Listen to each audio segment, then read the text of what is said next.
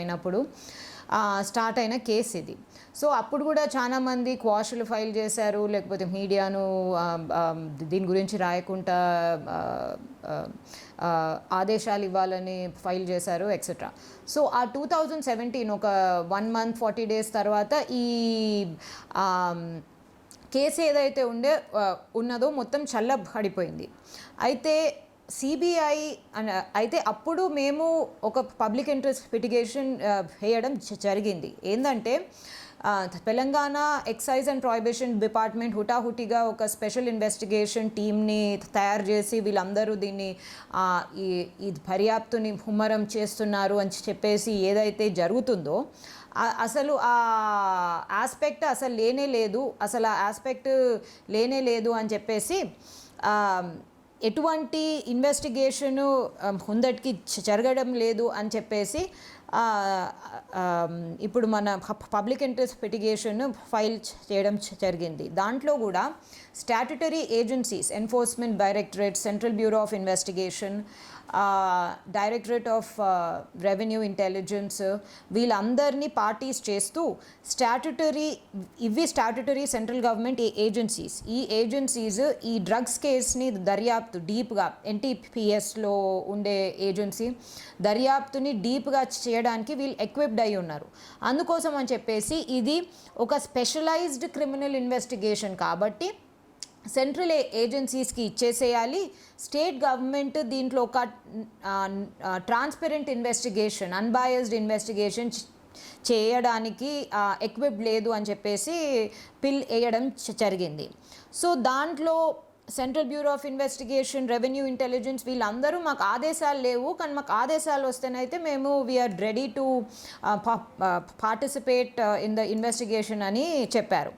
అయితే enforcement directorate ఏదైతే ఉందో 2 ఏళ్ళు అంటే మనకు తెలియదు, 2 ఏళ్ళ నుంచి వాళ్ళు ఈ కేసు గురించి మన ఎస్ఐటీతోని కమ్యూనికేట్ చేయడానికి ట్రై చేస్తున్నారు. కానీ వాళ్ళకి ఎటువంటి డాక్యుమెంట్, ఎఫ్ఐఆర్స్ అయినా ఛార్జ్ షీట్స్ అయినా ఏ ఛార్జ్ షీట్ మీదనైనా ట్రయల్ కమెంట్స్ అయితే ట్రయల్ స్టాటస్ అయినా ఎటువంటి డాక్యుమెంట్స్ లేకపోతే ఇన్వెస్టిగేషన్స్, డ్రగ్ శాంపిల్స్ రిపోర్ట్స్ అవి ఏవి షేర్ చేయడం లేదు అని చెప్పేసి ఎన్ఫోర్స్మెంట్ డైరెక్టరేట్ 2020 సెకండ్ హాఫ్లో, అంటే ఆ టైంలోనే మహారాష్ట్రలో, కర్ణాటకలో ఈ వేరియస్ డ్రగ్స్ ఇన్సిడెంట్స్ అయ్యాయి కాబట్టి ఐ థింక్ వాళ్ళు ఈ కేసులో ప్రోయాక్టివ్ అయిపోయి వాళ్ళు స్వయంగా మేము పెటిషనర్ని సపోర్ట్ చేస్తున్నాము, వీళ్ళు కావాలని మా దగ్గర నుంచి నిజాలు దాస్తున్నారు అండ్ వీళ్ళు మాతోని as a co investigative agency మాతోని ఎటువంటి డాక్యుమెంట్స్, ఎటువంటి ఛార్జ్ షీట్స్ షేర్ చేయడం లేదు అని చెప్పేసి ఒక అప్లికేషన్ వేయడం జరిగింది ఇదే కేసులో. సో దాని మీద దర్యాప్తు ప్లస్ ఆర్గ్యుమెంట్స్ అవుతున్న క్రమంలోనే ఎన్ఫోర్స్మెంట్ ఇలా కేసు నడుస్తూనే ఉంది. Enforcement directorate took the next step and వాళ్ళకున్న కొద్దిపాటి ఎవిడెన్స్తోని వాళ్ళు ఇన్వెస్టిగేషన్ స్టార్ట్ చేశారు. సో ఈ జాప్యానికి కారణం ఏంటి అంటే it will come out in the investigation. So due process of the law follow అవుతుంది అండ్ దాంట్లో తెలిసిపోతుంది. బట్ ఇన్ మై ఒపీనియన్ ఈ జాప్యానికి కారణం probably the state government is not willing to do much in the case. ఎందుకంటే ఇప్పటి వరకు ఏమన్నా చేసి ఉంటే మాకు ఇప్పటి వరకు 3 ఏళ్లలో ఒక్క డాక్యుమెంట్ అన్న మాకు కోర్టులో సబ్మిట్ చేసేవాళ్ళు, ఇది మేము చేశాము అని చెప్పేసి. వాళ్ళు చెప్పడం మేము చేశాము, మేము ఇన్ని ఎఫ్ఐఆర్లు ఫైల్ చేశాము, ఇన్ని ఛార్జ్ షీట్లు ఫైల్ చేశాము అని చెప్పడం మాత్రమే తప్ప ఇప్పటి వరకు మా చేతికి ఒక్క డాక్యుమెంట్ కూడా రాలేదు ఏంటంటే ఏం చేశారు అని చెప్పేసి. సో అందుకోసం వాళ్ళ ఇంటెన్షన్ని అసలు సస్పెక్ట్ చేయాలా, డౌట్ చేయాల్సిన అవసరం వచ్చింది. ఇప్పుడు ఇదే డ్రగ్స్ కేసులో ఎవరెవరు ఉన్నట్లు మీ అనుమానం? డ్రగ్స్ కేసులో ఇప్పుడు సెలబ్రిటీస్ లేకపోతే గ్లామర్ ఇండస్ట్రీ, మీడియా ఇండస్ట్రీకి సంబంధించిన వాళ్ళే కాకుండా డ్రగ్స్ ఎంత డీప్గా పాతుకుపోయిందంటే school children, college children, professional colleges, residential schools and colleges అంత దూరం వెళ్ళిపోయిందన్నమాట. So this is a serious concern to the society itself and ఇటువంటి illegal large scale business enterprise ఒక సక్సెస్ఫుల్ ప్రాఫిటబుల్ ఎంటర్ప్రైజ్గా ఆపరేట్ చేయాలంటే గవర్నమెంట్ అని అనుకున్నా కానీ కొద్ది మంది పవర్లో ఉన్న వాళ్ళ అండదండలు ఉండొచ్చు అని అనుకుంటున్నాను నేను. And I think and I believe that if there is evidence found, and there are quite a lot of suggestions about that, if there is evidence found, everyone, including bureaucrats, politicians, public representatives, everyone, if there is any evidence found, then they should be booked and investigation started on them. And not just endukante veelu, according to me, they are consumers, if at all there is any evidence against them. So consumption కూడా ఎన్డీపీఎస్లో క్రిమినలే, కానీ consumers కన్నా the procurement, the production, the sale and the supreme seller, they are the ones who are the serious culprits. So consumption crime అయినా ఈ నేరాలకు సంబంధించి తక్కువ క్రైమ్, ఎందుకంటే ఈ నేరాలలో మెన్స్రేయా ఒక ఇంటెన్షన్, డ్రగ్స్తో నేను బిజినెస్ చేస్తాను, దీంట్లో నుంచి ప్రాఫిట్స్ లేకపోతే లాభాలు సంపాదిస్తాను అని ఒక నేరపూరితమైన ఇంటెన్షన్ ఏదైతే ఉందో దాన్ని క్రిమినల్ అంటాం మనం. And those are the people who are required to be caught. ఈ కేసు జాప్యం వెనుక ప్రభుత్వ జోక్యం ఉందని మీరు అనుకుంటున్నారా? మీకు అనుమానం ఉందా? అనుమానం అంటే నా కేసు డాక్యుమెంట్స్ చూస్తేనైతే అలాగే అనిపిస్తుంది, ఎందుకంటే వాళ్ళు ఏది షేర్ చేయడం లేదు, షేర్ చెయ్యము అని కరాఖండిగా చెప్పేశారు. ఎలా చేస్తే హైదరాబాద్లో ఇటు గంజాయి కానీ డ్రగ్స్ని నియంత్రించవచ్చు? It should be according to me ఒక inter state cross border joint task force ఉండాలి, ఎందుకంటే cross border investigation ED money laundering ద్వారా ఎలాగైనా చేస్తుంది. So inter state drug enforcement విషయంలో మనము చూస్తే సంబంధిత స్టేట్ ఎస్ఐటీస్ కన్నా ఈ centralised agencies, narcotics and psychotropic substances act కింద ఉండే ఏజెన్సీ, ఎన్ఫోర్స్మెంట్ ఏజెన్సీ ఏదైతే ఉందో అది ఎన్ఫోర్స్మెంట్ డైరెక్టరేట్ ఎలాగో రంగంలోకి దిగింది. Enforcement directorate, central bureau of investigation, directorate of revenue intelligence, వీళ్ళందరూ కలిసి ఒక కాంప్రిహెన్సివ్ సెంట్రల్ ఫోర్స్గా దీన్ని ఇన్వెస్టిగేట్ చేస్తే, according to me drug industry in Maharashtra or in Karnataka or in Telangana is not something అంటే సెపరేట్ కాదు. According to me, all of these industries and all of these things are linked. So that is why it is extremely important that there is a comprehensive centralized agency related investigation inquiry with a task force created to look into the entire drug conduit and the drug net. This thing, ఎందుకంటే తెలంగాణకే లోబడి ఉంది లేకపోతే ఇంకో ఏ రాష్ట్రానికో లోబడి ఉన్నది కాదు. I think all the neighbouring states of Telangana should be included in to it. ఎందుకంటే మనం రీసెంట్లీ కర్ణాటకలో చూసాము, లాస్ట్ ఇయర్ మహారాష్ట్రలో చూసాము. ED was involved in this drug questioning and enquiry in both of those matters. There has been news in April that some public representatives of the Telangana government were also questioned. అంటే వాళ్ళను కూడా Karnataka police question చేసింది, వాళ్ళను రమ్మని పిలిచింది, ఎందుకంటే వాళ్ళు ఒక drug సప్లయర్తో they are involved with the entire drug transaction in Karnataka leading to Telangana అని చెప్పేసి వార్తలు కూడా వచ్చాయి. So all of these rumors, evidences, they link one to another.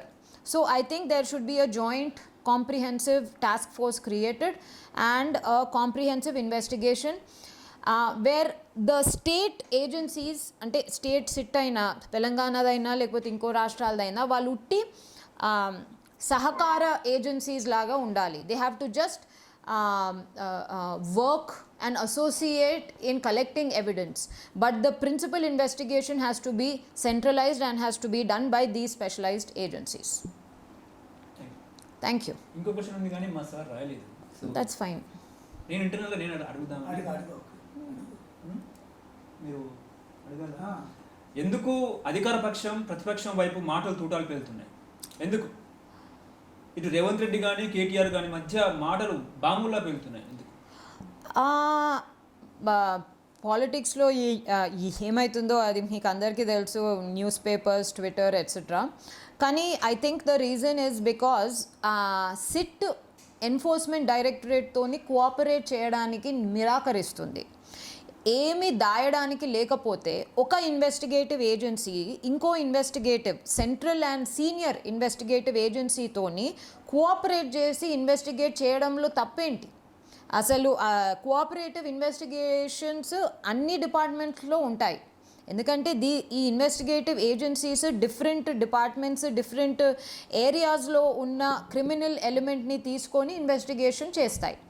So ఎటువంటి ప్రాబ్లం లేకపోతే, పని సక్రమంగా చేసి ఉంటే, కేసులు సక్రమంగా ఫైల్ అయి ఉంటే, ఎఫ్ఐఆర్లు, ఛార్జ్ షీట్స్ వగైరా plus samples, drug samples plus narco analysis, ఈ అన్ని ఎవిడెన్సెస్ షేర్ చేయడంలో మళ్ళీ ప్రాబ్లం ఏంటి?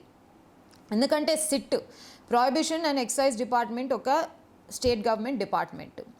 ఎస్ఐటి స్పెషల్ ఇన్వెస్టిగేటివ్ టీమ్ని ఎందుకు క్రియేట్ చేసిండ్రు? 2017లో ఈ డ్రగ్ హోరాహోరీ స్టార్ట్ అయింది కాబట్టి.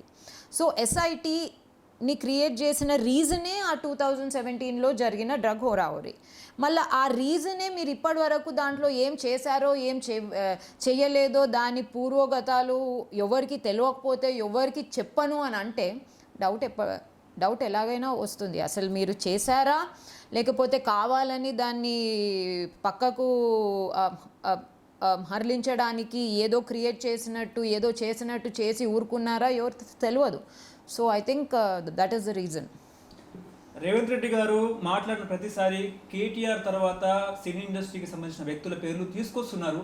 అసలు కేటీఆర్కి సినీ పరిశ్రమకు మధ్య సంబంధం ఏంటి? అసలు డ్రగ్స్ అంతర్గతంగా ఎవరు సరఫరా చేస్తున్నారంటే ఏం చెప్తారు? You shouldn't ask a lawyer that. ఎందుకంటే మేము ఇన్వెస్టిగేషన్లో దర్యాప్తులో ఫైనలీ ఎవరు అంటే కల్ప్రిట్గా తేల్తారో వాళ్ళనే ప్రాసిక్యూట్ చేయాలి అని అంటాము.